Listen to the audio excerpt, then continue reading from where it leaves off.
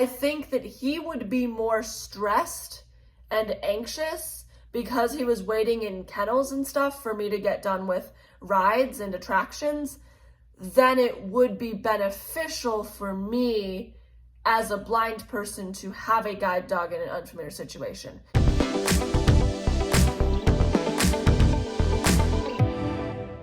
Hey guys, welcome back to my channel. It's Hope. I hope that you are all doing great. It is Friday again. I'm so excited for the weekend, and today we are going to be doing another Q&A. I've asked my friends to see if they have any questions. They came up with several questions, so we're going to keep going through those. Feel free to keep putting questions in the comment section. I'll always be looking at comment sections to see if I can pull out any questions. And let's go ahead and get going. So the first question is basically like, what is your condition? And explain your like blindness and stuff. So I was born with cataracts in both eyes. They were removed when I was 3.5 years old. I now have what's called bilateral aphakia. That basically means that I have no lenses in either of my eyes because they were removed with the cataracts. And so now I am legally blind, which basically means that I have a visual acuity of under 2200 and I have a field of vision that's very low. I believe that with legal blindness, the actual definition of legal blindness is that you have to have either 2200 or lower with the best corrective lenses and glasses and things that you can have, or a field of vision, so like your peripheral, less than, I don't remember, however many degrees in one eye. I think that's considered legally blind. So I am, I believe, 2800 in my left eye and hand motion in my right eye. So what that means is that in my left eye, what you can see from 800 feet away, I have to be 20 feet close to see it. And then in my right eye, the only thing that I can see is hand movement. No finger counting. I can't really follow much of anything with my right eye. The problem is, unfortunately, that my right eye has just enough vision to make it a problem if my glasses, like if my lens accidentally breaks in my right eye, but it's not enough vision to actually be useful. So it's just right on the cusp of frustrating. So that is my vision condition and everything. If you have any more questions about that or anything, feel free to let me know in the comments below. Question number 2 is, what are some blind-friendly activities? And what I would say is any activity is a blind-friendly activity. I think there are some activities that aren't necessarily as safe, like sports. Every time I play sports that involves a ball, whether that be soccer, basketball, like volleyball, stuff like that, I always find myself, I always get injured. It's like I can't see the ball coming or something. But, you know, we can play sports. It is possible. And there are definitely blind-friendly sports. There are definitely blind people who play sports, but I am not one of them. So I think blind-friendly activities is based on the person you're talking to. I really enjoy going to movies. I love long walks. I enjoy going out to eat with friends. I love just sitting down and talking, playing board games. I even play Stardew Valley, which is a great video game. But there are some blind people who would disagree. Some blind people would say sports are definitely in for me. I love sports. And some blind people would say I don't like movies or I don't like video games. So it really depends on the person that you're talking to. And again, like, I don't speak for the full blind community, but what I would say is any activity is fine. Just check with your friend. Like, hey, I think we're planning on going, whitewater rafting. Would you like to come? I think, always asking is a good idea. Don't ever just assume for the person, whether it be any disability, whether it be blindness or any disability, that they can't do something.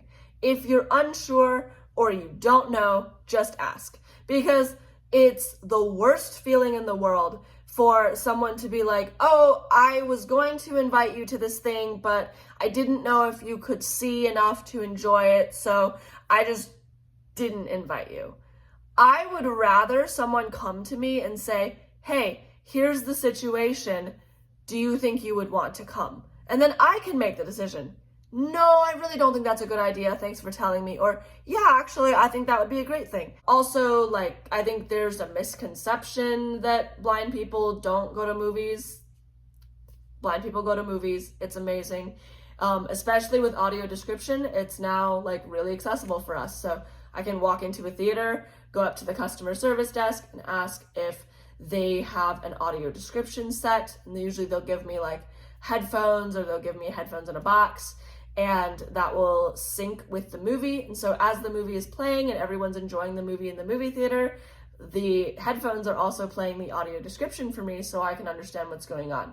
So it's made movie going, theater, way more accessible to blind people. So that was a really long answer, but basically the long and short of it is every activity, I think, is blind friendly depending on the person.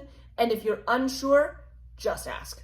Question number 3 is, what was it like being blind and like going to school? And I've said this before, I went to a private Christian school. I really enjoyed it. It was a mainstream environment, so it was not a school for the blind. And honestly, I liked that better. Personally, for me, I think that it was a good call because I learned so many things about like how to advocate for myself in that environment, because no one knew about blindness. Like my teachers really hadn't taught any blind students. They weren't certified in special ed. They didn't have the knowledge about all the technology and things like that. And so as a result, I learned at a very, very young age to start advocating for myself. So I was the one going to my teachers and teaching them about this new technology, or advocating for myself and saying like, okay, I can't do it this way, but could I do it this way? I can't see the geometrical shapes in the book, but could we possibly get some 3D models so that I can feel them instead? You know, like I was the one having to make those asks. And I think that that put me in a really great position to go out into the world and go to college and advocate for myself in college. And then later on to go to internships and work experiences and things like that and advocate for myself there. And I think that if I were placed in an environment that was like designed for me, that was specialized to be for me as a blind person, I think I would still learn to advocate. I think those skills are definitely still taught. I just think that I would be less comfortable doing them because I wouldn't have to do them as much, or I wouldn't have to do them to as great a degree. And I think one of the things that I learned really quickly in mainstream school is that sometimes the teachers and I did not have a solution to a problem.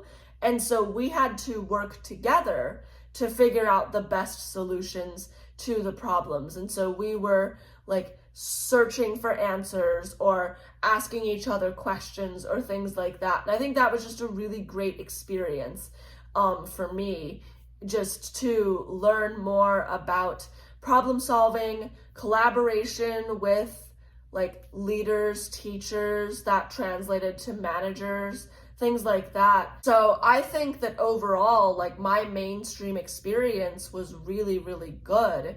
I think that it really helped me to become the advocate that I am today.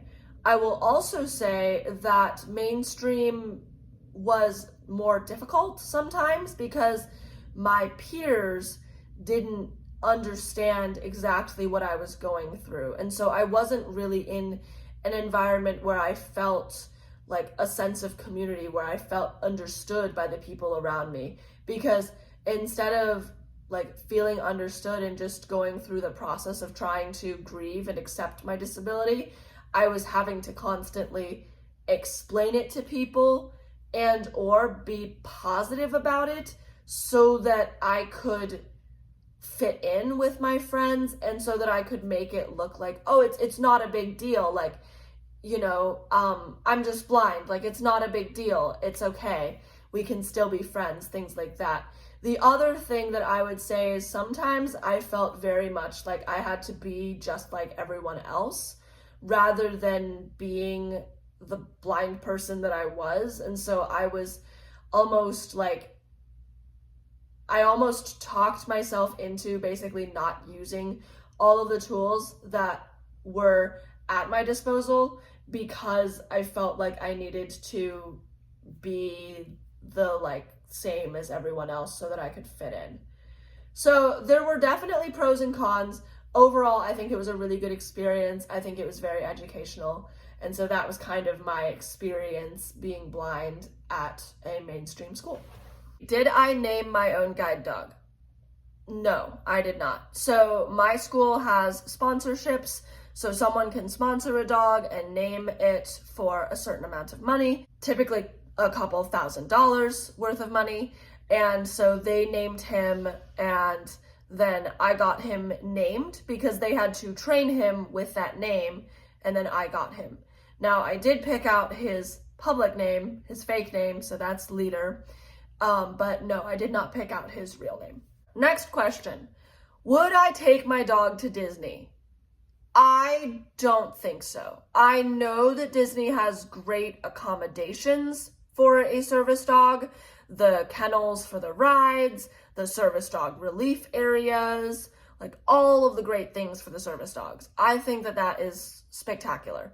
But the problem is, since I know that most of the reason why I would be going to Disney is for the rides, and all of the ride queues are very long, typically, I don't think that it would be fair to put him through that. Like, it would be a day of, we go to a park, we get there for rope drop, we walk in, and then every once in a while I'd walk him, and a lot of the time I'd be standing in line for rides.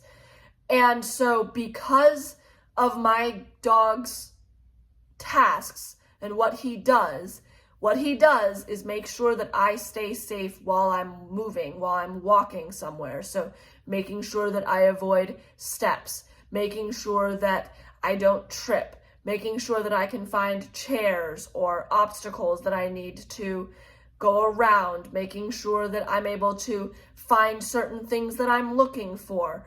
Like, all of these things have to do with navigation. And if most of the time that I'm spending at a park is in line, then he would not be able to spend that time with me because he would have to go to the end and be in a kennel for that time, so I could pick him up after the ride was over. And even if he was in line with me, he would just be standing there doing nothing. And the parks are fairly crowded.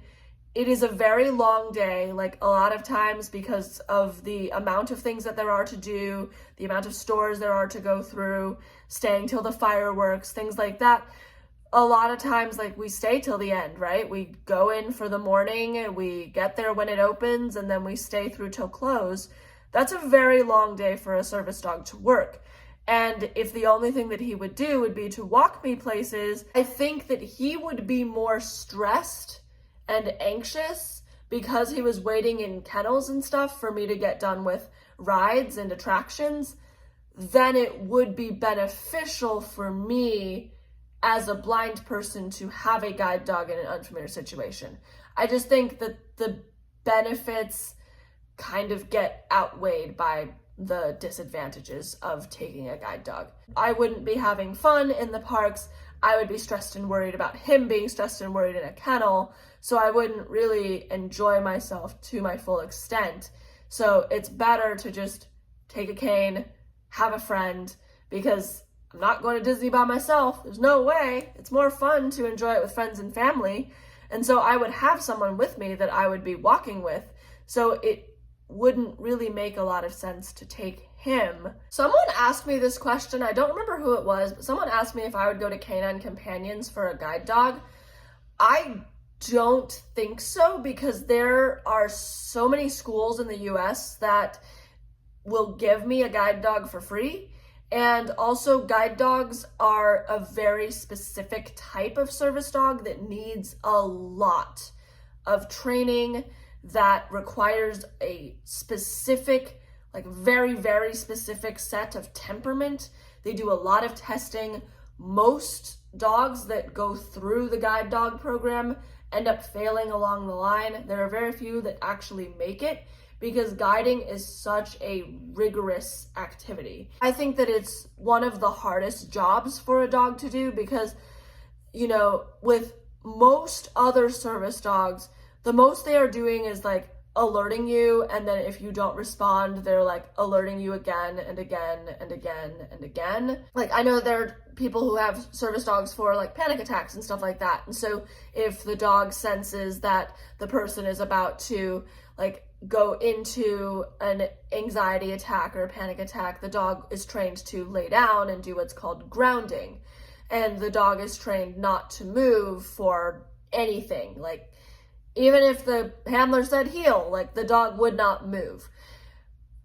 But overall, service dogs are trained that if the handler gives a command, the service dog just does it. Like, there's really a lot of times the service dogs are just there to ensure that the person is safe, which is a very, very important task. And I think that it is very needed. Like, there are people who need those medical alert dogs, who need those psychiatric service dogs. But a lot of the time they are just healing and kind of just making sure that they are looking to their handler to make sure that nothing is going wrong. And then the task is more like something that happens when it needs to happen. Whereas with a guide dog, as soon as that harness goes on, no matter what is happening, no matter where I'm walking, he is always working. He's constantly checking the environment to make sure that everything's safe. He's checking to my right, checking to my left, making sure I'm not clipping anything with my shoulder, making sure that I'm finding the curbs okay, making sure that if I say forward and he doesn't think it's safe, he doesn't go. Like, when we're crossing the street, one of the things that you have noticed or you will notice is that when we're at the street corner, he's actually scanning with his eyes. Like, his head is moving back and forth along with mine, because when I give that command forward, he's doing a 1 second like check, make sure, okay, are we good? Okay, cool. And so like, he is constantly checking for things. He is also having to disobey me. If I give an order that isn't safe, he has to disobey me. He cannot go forward. He cannot do that. And so there is a balance of temperament that is needed for a guide dog that isn't necessarily as needed for most other types of work. Like, I know a lot of service dog organizations will adopt from shelters and rescue, and even like owners will, when they owner train, they'll rescue from shelters as well, because the dog can still perform those types of tasks. But with a guide dog, most guide dogs are bred at the guide dog school, and they are trained to the guide dog school specifics, because it is such a specific, rigorous task. So I hope that that makes sense. The long and short of it is, I would not go to a school that is not a specifically specified guide dog organization. Number one, because guide dog schools are nonprofits and they give their services for free. That's a really big thing for me. And number two, just because guide dogs are so trained and there's necessary things that I would want to make sure that my service dog has, that I would need to go to a school that specifically specializes in that. So I hope that answers your question. Again, as always, if you have questions about that, feel free to follow up in the comment section. Next question. How do you hold the guide dog harness? I hold the handle where the handle comes out, and then the dog wears the harness. So when he moves forward, I can feel the harness handle and I follow the harness handle. So I hold the handle right to my left hip, basically. As long as my thumb is touching my left hip, I'm good. And then for the leash, I drape the leash over the top of the handle and I hook my thumb around the leash. So now I'm holding the harness handle and the leash. So that if for whatever reason, if I needed to drop the handle, I could just pick up the leash because my middle finger and my index finger are holding that leash to the harness. So as soon as I drop the harness handle, I can just close my hand around the leash and I have the leash. So that's that. Again, if you have questions, let me know in the comments section. And we are done. So these are all the questions that I've gotten so far. So if you have any more questions or anything, feel free to let me know in the comment section below, or just, answer any of my Instagram posts. Feel free to follow me on Instagram. And I hope that I was able to answer your question. If I wasn't, or if you have more questions, again, comment below. If you liked this video, like, share, subscribe, and comment. And then I hope that you are all having an amazing week, that your weekend is pleasant and filled with rest and peace. I am praying for you all. I will see you all in my next video. Until then, everyone, have an amazing day. Bye, guys.